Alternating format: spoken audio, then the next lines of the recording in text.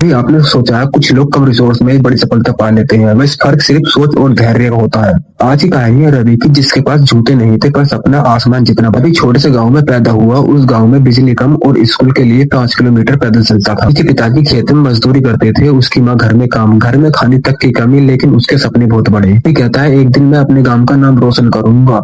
लोग हंसते हैं, पहले पेट पाल लो, पढ़ाई क्या करोगे। रवि ने खुद से वादा किया, मैं अपनी गरीबी को अपनी पहचान नहीं बनने दूंगा। रवि के पास किताबें या कोचिंग नहीं थी।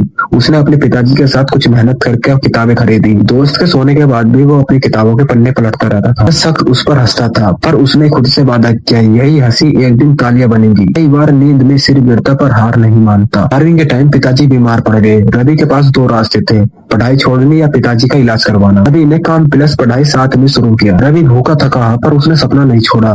जिंदगी हमें तोड़ती है ताकि हम मजबूत बने। 12वीं का रिजल्ट आया और उसने पूरे जिले में टॉप किया। उसको स्कॉलरशिप मिल गई और साथ में वो कॉलेज जाने लगा। दिन रात मेहनत की और रवि एक इंजीनियर बन गया और उसने पहली सैलरी से अपने लिए कुछ नहीं खरीदा। गया बच्चों को जूते बांटे। बच्चे बोले भैया पैर नहीं दुखेंगे।